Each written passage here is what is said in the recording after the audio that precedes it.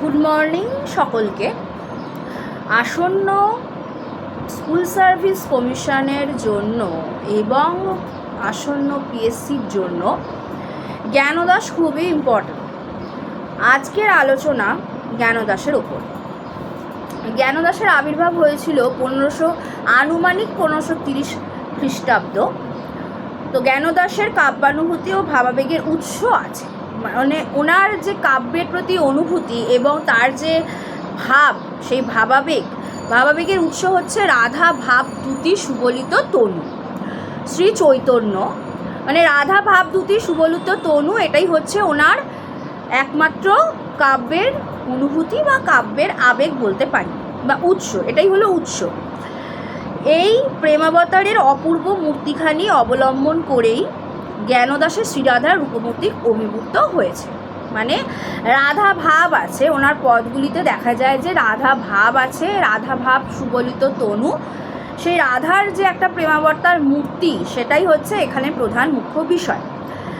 তার সম্পর্কে সাহিত্যের ইতিহাসে শুধু এইটুকু তথ্য পাওয়া যায় যে 16 শতকের প্রথমার্ধে আনুমানিক 1530 খ্রিস্টাব্দে ওনার আবির্ভাব হয়েছিল বর্ধমান জেলার কাঁদরা নামক এক ব্রাহ্মণ বংশে। তিনি কাঁদরা নামক একটি জায়গা আছে বর্ধমান জেলার, সেখানে ওনার জন্ম হয় এবং ব্রাহ্মণ বংশে উনি জন্মগ্রহণ করেন।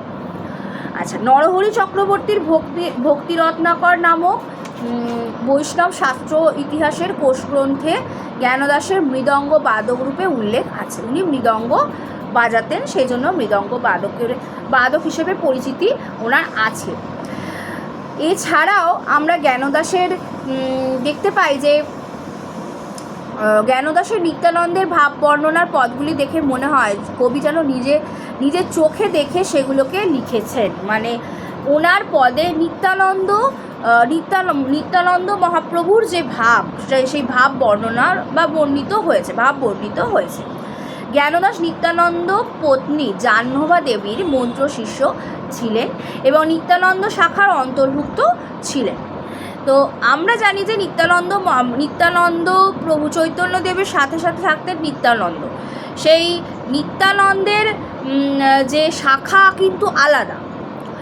চৈতন্যের ভাব অনুসারী যারা, আবার তার সাথে যিনি থাকতেন নিত্যানন্দ, সেই নিত্যানন্দের ভাব অনুসারী কিন্তু আলাদা। তো তিনি নিত্যানন্দের ভাব অনুসারী ছিলেন, ওই শাখার অন্তর্ভুক্ত ছিলেন। খেতুরির বৈষ্ণব সম্মেলনে তিনি উপস্থিত ছিলেন। তো জ্ঞানদাসকে ঘিরে চণ্ডীদাস সমস্যা মতো কোনো জটিলতা আপাতভাবে দেখা না গেলেও ভবিষ্যতে এই ধরনের আশঙ্কা আছে, কারণ পদকল্পতরু গোকুলানন্দ সেনের সেখানে বৈষ্ণব দাস সংগৃহীত অষ্টাদশ শতকের যে সংকলন আছে, সেই সংকলন গ্রন্থে জ্ঞানদাসের নামে পদ আছে 186টা পদ পাওয়া যায় জ্ঞানদাসের। তার মধ্যে ব্রজবুলিতে লিখেছেন 105টি পদ, এবং এছাড়া উনি কিন্তু ওনারই যশোদার বাৎসল্য রস নামে লেখা একটা পালা গান আছে। যদি এরকম প্রশ্ন আসে কোনোদিনও আলোচনার প্রেক্ষিতে, আমি বলে রাখা ভালো, মানে বলে রাখছি যে যশোদার বাৎসল্য রস কার লেখা যদি আসে, বা কি জাতীয় রচনা, তাহলে হবে প্রথমে উত্তরটা হবে জ্ঞানদাসের, দ্বিতীয় হবে পালাগান জাতীয় রচনা, পালাগান। এছাড়াও শ্রদ্ধেয় হরেকৃষ্ণ মুখোপাধ্যায়ের মতে ওনার পদের যে সংখ্যা 400-র কম নয়, কিন্তু জ্ঞানদাসের লেখা প্রাচীন ও প্রামাণিক পদগুলির তুলনায় পরবর্তীকালে আবিষ্কৃত অনেক পদে ভণিতা ব্যবহারের পার্থক্য চোখে পড়ে। যেমন প্রামাণ্য পদগুলিতে রাধাকৃষ্ণ লীলা বর্ণনার সঙ্গে একীভূত হয়ে কবির আত্মপ্রকাশ ঘটেছে। যাই হোক, জ্ঞানদাস সম্পর্কে রবীন্দ্রনাথও বিভিন্ন অভিমত লিখে গেছেন। রবীন্দ্রনাথ লিখেছেন, জ্ঞানদাসের কবিতা যখন শুনলুম তখন এই কথাটি বারবার মনে এলো, এই যে আধুনিক বলতে আমি এই কালেরই বিশেষ ছাদের জিনিস বলছি নে। এসব কবিতা চিরকালই আধুনিক, পুরাতনের মধ্যে চিরন্তনকে দেখে চমকে উঠি। যারা নজির সৃষ্টি করে, নজির অনুসরণ করে না, তারাই আধুনিক। যারা অনুসরণ করে না, নজির সৃষ্টি করে, অর্থাৎ যারা সৃষ্টি করে, নতুনকে যারা অনুসরণ করে না, নিজেরাই সৃষ্টি করছে নজির যেটা, তারাই হচ্ছে চিরকালের আধুনিক। তো যাই হোক, জ্ঞানদাস ও চণ্ডীদাসের মধ্যে একটা তুলনা ছিল।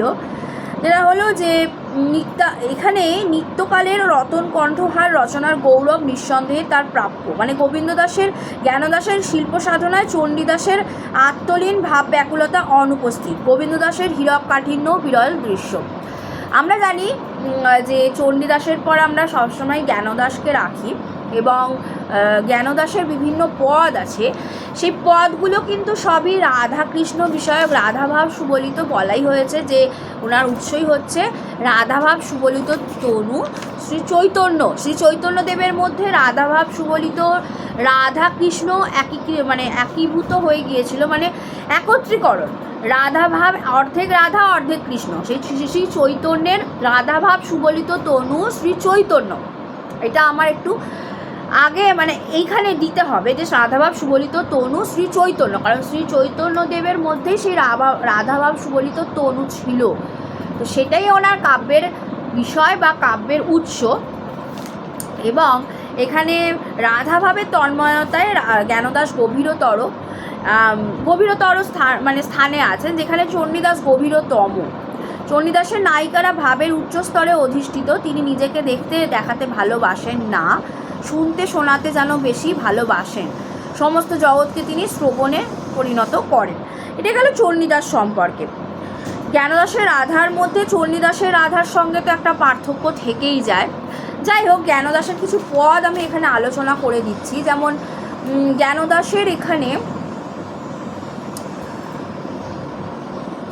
আলোময়ী জানো না, এই যে পদটা, এই পদটা কিন্তু খুব ইম্পর্ট্যান্ট। আলোময়ী জানো না, এই পদটা আমি একটু আলোচনা করছি। এই পদের মধ্য দিয়ে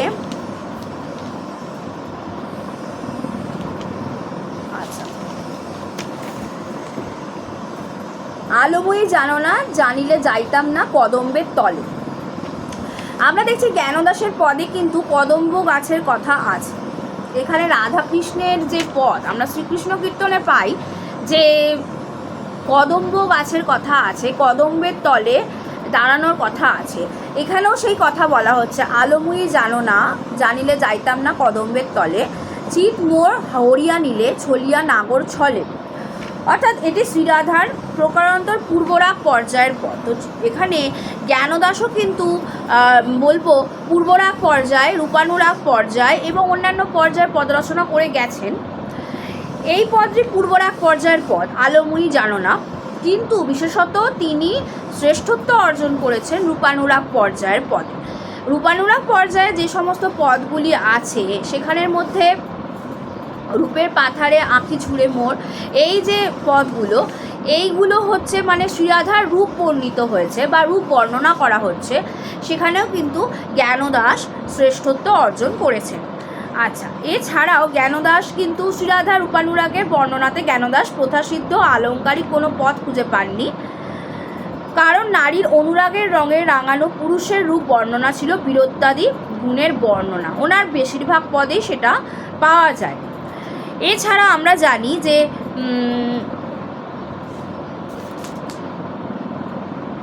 এছাড়াও জ্ঞানদাস সম্পর্কে কিছু যে তথ্যগুলো দিলাম সেই তথ্যের মধ্যে আর বিশেষ কিছু নেই। যেমন এখানে আমরা জ্ঞানদাসের রাধাশ্যামের কাছে প্রশ্নাকুল উক্তি ও জ্ঞানদাস যেভাবে রাধা আর কৃষ্ণের পদগুলিকে রচনা করে গেছেন, সেখানে আমরা দেখতে পাই যে প্রশ্ন হচ্ছে রাধাকে কৃষ্ণ, রাধা যেমন রাধা শ্যামের মধ্যে প্রশ্নাকুল উক্তি আছে এক একটি পদে, যেমন কোন রন্ধ্রেতে শ্যাম গাও কোন তান, রাধার প্রশ্ন করছে কৃষ্ণকে এবং কৃষ্ণ তার উত্তর দিচ্ছে, এমন কিছু পদ আছে। এছাড়াও কিছু পদ আছে যেগুলো হলো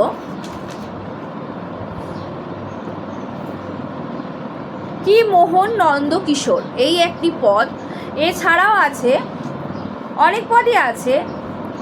জ্ঞানদাসের পদের মধ্যে দেইখা আইলাম তারে সই, দেইখা আইলাম তারে সই, এই পদটিতে পাওয়া যায়।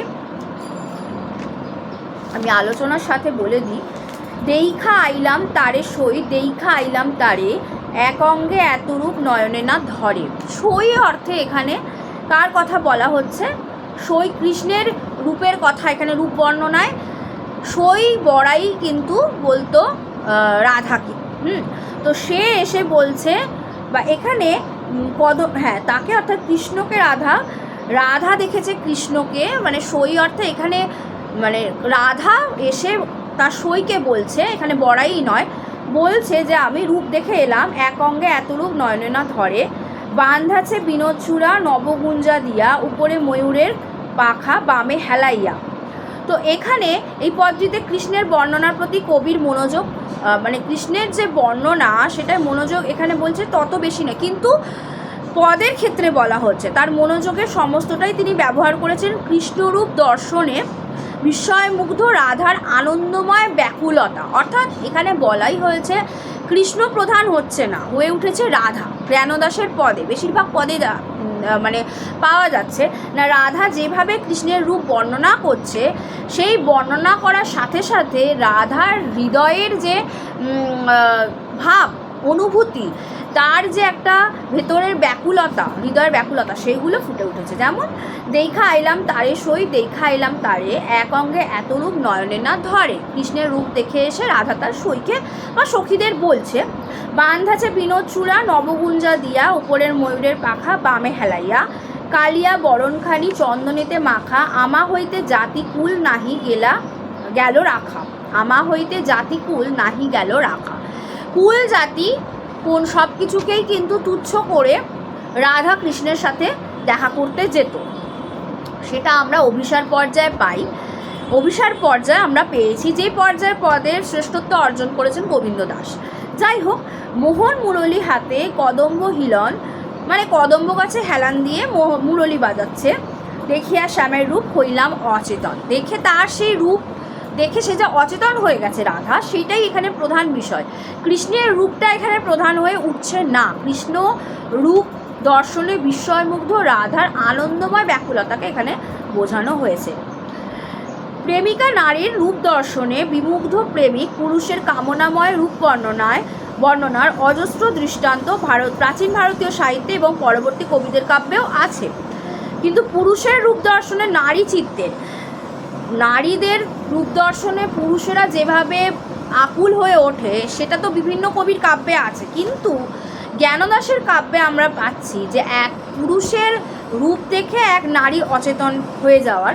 তো যাই হোক, গৃহকর্ম করিতে আউলায় সব দেহ, জ্ঞানদাস কহে বিষম শ্যামের নেহ। এখানে বলা হচ্ছে যে জ্ঞানদাস কৃষ্ণের প্রেম বিষম এখানে বলা হয়েছে। যাই হোক, পরবর্তী এখানে কিন্তু পুরুষের রূপ দর্শনে নারী চিত্তের এমন আকুতি ও উল্লাস, প্রেমের বেদনা মাধুরীর এমন অপূর্ব রূপায়ণ দুর্লভ। এটা কিন্তু একমাত্র আমরা জ্ঞানদাসের পদেই পাচ্ছি যে কৃষ্ণের রূপ দর্শনে রাধার কেমন অবস্থা হচ্ছে, এক পুরুষের রূপ দর্শনে এক নারীর অবস্থা বা মনের অনুভূতি, তার ব্যাকুলতা, তার আকুলতা, এইগুলো ফুটে উঠছে। যাই হোক, জ্ঞানদাসের আলোচনায় আজকে এইটুকুই যা তথ্য পরিবেশন করলাম। জ্ঞানদাসের কোথায় জন্ম, তার কত খ্রিস্টাব্দে তার আবির্ভাব হয়েছিল।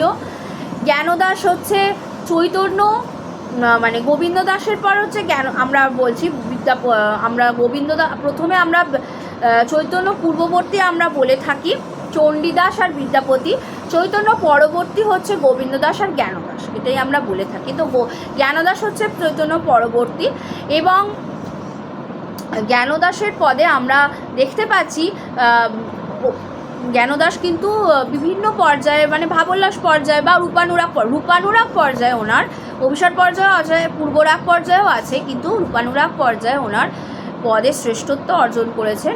সাথে সাথে ওনার কোথায় জন্ম হয়েছে সেটা হচ্ছে এখানে ব্যাপার, আর কয়েকটা পদ এখানে ভেরি ভেরি ইম্পর্ট্যান্ট, যেগুলো আমাদের মনে রাখার বিষয়। এবং চণ্ডীদাসের রাধার সাথে আর জ্ঞানদাসের রাধা কোথায় মিল আছে সেটাও জেনে রাখার বিষয়। যাই হোক, এখানে জ্ঞানদাসের ক্ষেত্রে আমি আরও দুটো পদ এখানে, বধূ তোমার গরবে গরবিনী আমি, এই যে পদটি, এই পদটিও ভেরি ভেরি ইম্পর্ট্যান্ট, যেখানে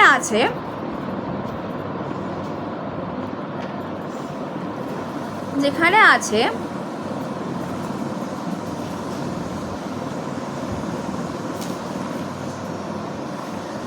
আর খেতড়ি সম্মেলনে যে তিনি অংশগ্রহণ করেছিলেন সেই কথাটাও কিন্তু এখানে, সেই তথ্যটিও কিন্তু এখানে ভেরি ভেরি ইম্পর্ট্যান্ট জ্ঞানদাসের ক্ষেত্রে। এছাড়া উনি মৃদঙ্গ বাদক ছিলেন বলে দিয়েছি। এছাড়া তিনি কার মন্ত্রশিষ্য ছিলেন? জাহ্নবা দেবীর মন্ত্রশিষ্য ছিলেন, যিনি ছিলেন নিত্যানন্দের স্ত্রী বা পত্নী, আর নিত্যানন্দ শাখার অন্তর্গত ছিলেন তিনি, এটা মনে রাখতে হবে। যাই হোক, বধূ তুমি সে আমার প্রাণ, এই যে জ্ঞানদাসের রচনা,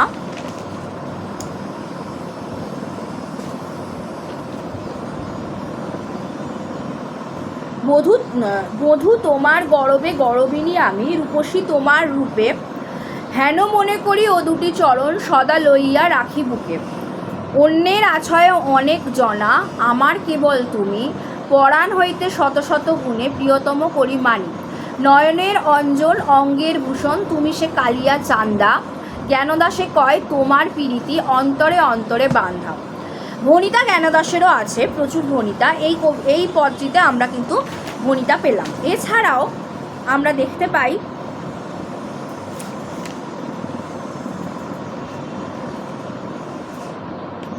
সুখের লাগিয়া এ ঘর বাঁধিনু অনলে পুড়িয়া গেল, এটাও হচ্ছে জ্ঞানদাসের একটি পদ। এছাড়াও আমাদের রূপ লাগিয়ে আখি জুড়ে গুণে মোর মন ভোর, এইটা হলো জ্ঞানদাসের একটি পদ। যে এই যে পদটি আছে, এই পদটি ভেরি ভেরি ইম্পর্ট্যান্ট, এই পদটি বারবার এসে থাকে। রূপ লাগি আখি ঝুড়ে গুণে মন ভোর, প্রতি অঙ্গ লাগি কান্দে প্রতি অঙ্গ মোর, হিয়ার পরশ লাগি হিয়া মোর কান্দে, পরাণ পীড়িতি লাগি থির নাহি বাঁধে। জ্ঞানদাসের রূপানুরাগ পর্যায়ের বিখ্যাত একটি পদ। সই কি আর বলিব যেপন কররাছি মনে, সেই করিব, রূপ দেখি হিয়ার আরতি নাহি টুটে, বলো কি বলিতে পারি যত মনে উঠে। তো এক্ষেত্রে এই পদটির রূপানুরাগ পর্যায়ে শ্রীরাধা এখানে বলছেন যে শ্রীকৃষ্ণের রূপ ও গুণ তাকে এমনভাবে আকৃষ্ট করেছে, মানে এক নারীকে পুরুষের গুণ, রূপ এবং গুণ দুই এমনভাবে আকৃষ্ট করছে যে রূপ দেখার বাসনায় তার দু চোখ থেকে অশ্রু ঝরে পড়ছে। আর কৃষ্ণের গুণে তার মন বিহ্বল হয়, কৃষ্ণের প্রতিটি অঙ্গের জন্যে রাধার প্রতিটি অঙ্গ কাঁদতে থাকে। আর প্রাণ প্রেমের জন্যে ধৈর্য ধরতে পারে না, তাই রাধা সখীকে বলছেন তিনি যা ভেবেছেন তাই করবেন। কৃষ্ণকে দেখে রাধা যে আনন্দ লাভ করেন তা অনির্বচনীয়। কৃষ্ণের দর্শন ও স্পর্শ পাওয়ার জন্যে তার শরীর ব্যাকুল হয়। প্রেমের নির্যাস রূপে কৃষ্ণ যখন মন্দ মন্দ স্মিতহাস্য করেন, মনে হয় অজস্র মধুর ধারা ঝরে পড়ছে। গুরুজনদের মাঝখানে সখীদের সান্নিধ্যে যেখানেই রাধা থাকুন না কেন, কৃষ্ণের কথা শুনলেই তার শরীর আনন্দে পরিপূর্ণ হয়ে ওঠে। সেই আনন্দকে গোপন করার জন্যে রাধা কত চেষ্টা করেন, কিন্তু তার দু চোখের অনর্গল আনন্দাশ্রুর ধারাই আর তা গোপন রাখতে দেয় না। বাড়ির লোকেরা সবাই কানাকানি করে, জ্ঞানদাস বলেন লজ্জাগৃহে আগুন ধরিয়ে দেবেন। যাই হোক, এক্ষেত্রে কিন্তু তার যে লজ্জা, সব লজ্জাকে এখানে রূপের যে মানে রূপানুরাগ পর্যায়, রূপের প্রতি অনুরাগ আছে, রূপ আছে এবং অনুরাগ আছে, ঠিক মানে রাগ তারপর অনুরাগ, এগুলো হলো প্রেমের এক একটা পর্যায়। রাধা কৃষ্ণের প্রেম পর্যায় আলোচনাতে এইগুলো আসে, যে রাগ তারপর অনুরাগ। তো সেই রূপটা আসছে, সেই রূপানুরাগ বলা হয়। সেখানে কৃষ্ণের যে রূপ দর্শনের বর্ণনা, কৃষ্ণকে পাওয়ার যে একটা আকাঙ্ক্ষা তার রূপের প্রতি, সেটা শ্রী রাধার মধ্যে এখানে মানে দেখা যাচ্ছে, প্রস্ফুটিত পাচ্ছি আমরা। এবং সেটা কিন্তু পরবর্তীতে দেখা যাচ্ছে, আমরা গোবিন্দ দাসের পর্যায়ে যাচ্ছি, যে যখন চলে যাব তখন দেখব যে সেখানে আগে জ্ঞানদাস তারপর গোবিন্দ দাসে যখন যাচ্ছি দেখছি অভিসার পর্যায়ে রাধা কিন্তু লজ্জাকে মানে অনেক চেষ্টা করেছে, মানে জ্ঞানদাসের পদে রাধা সেই রূপ দর্শনা যখন প্রিয়জনদের মধ্যে আছে, গুরুজনদের মধ্যে আছে, তখনও কিন্তু কৃষ্ণের কথা মনে করে তার শরীর এই যে বলছে আকুল হয়ে উঠছে, সেই লজ্জাকে সে কিন্তু নিবারণ করার চেষ্টা করছে। কিন্তু সব বাধা সে কিন্তু মানে তুচ্ছ করে, সব বাধাকে সে তুচ্ছ করে সে কিন্তু অভিসার পর্যায়ে আমরা দেখব যে সে কৃষ্ণের কাছে চলে যাচ্ছে। সেটা গোবিন্দ দাসের পদে আমরা পাই। অভিসার পর্যায়ে আমরা যখন যাচ্ছি, তারপরে মিলন আসছে, যেটা হচ্ছে ভাবোল্লাস পর্যায়।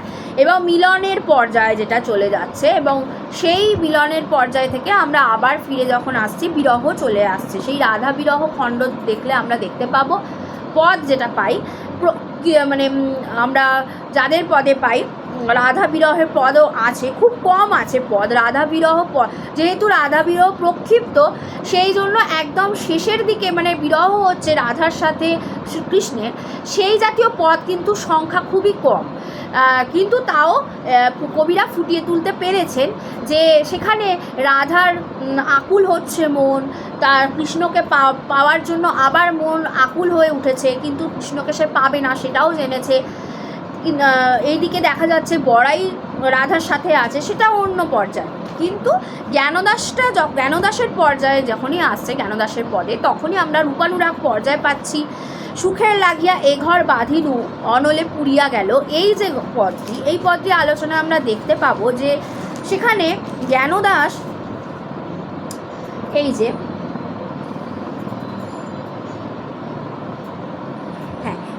আরেকটি পদ আছে, সাজো সাজো বলিয়া পড়িয়া গেল সারা।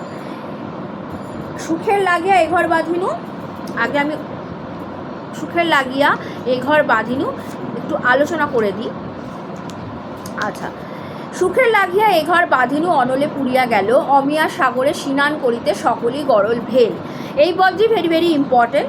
এখানেও কিন্তু পদটিতে রাধার হাহাকার ফুটে উঠেছে, যেন অভাগা কণ্ঠের অশ্রুসিক্ত আক্ষেপ আর আত্মাধিকারী প্রধান হয়ে উঠেছে নিজেকেই। এটা আক্ষেপানুরাগ পর্যায়ের পর, তিনি আক্ষেপানুরাগ পর্যায়েও কিন্তু পদ রচনা করে গেছেন, মানে জ্ঞানদাস আক্ষেপানুরাগ পর্যায়েও তিনি কিন্তু শ্রেষ্ঠত্ব অর্জন করেছেন।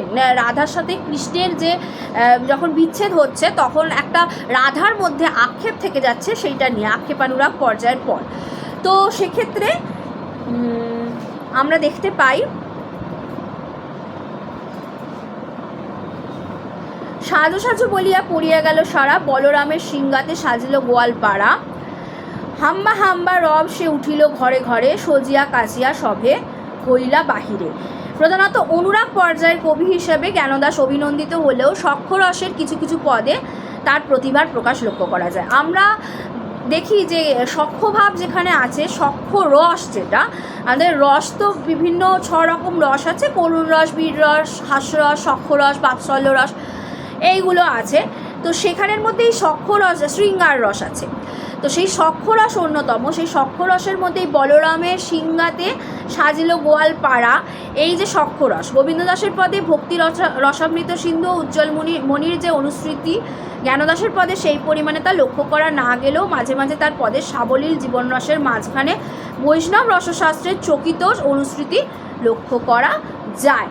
তো এই পদগুলো যেগুলো আমি আলোচনা করলাম, এইগুলো জ্ঞানদাসের পদ হিসেবে খুবই ইম্পর্ট্যান্ট, এবং জ্ঞানদাস সম্পর্কে যেটুকু তথ্য আজকে পরিবেশন করলাম ভেরি ভেরি ইম্পর্ট্যান্ট। তোমাদের ক্লাসটা যদি আজকের ভালো লেগে থাকে চ্যানেল সাবস্ক্রাইব করে নিও, আর বেল আইকন দিয়ে রাখতে ভুলো না। অবশ্যই পরীক্ষার জন্য অল দ্য বেস্ট সকলকে। আমাকে রেসপন্স করো, তোমাদের ক্লাসগুলো কেমন লাগছে লাইক করো, আর বন্ধুদের সাথে অবশ্যই শেয়ার করে দিও, আর আমার পাশে থেকেও সাপোর্ট করো। Thank you so much.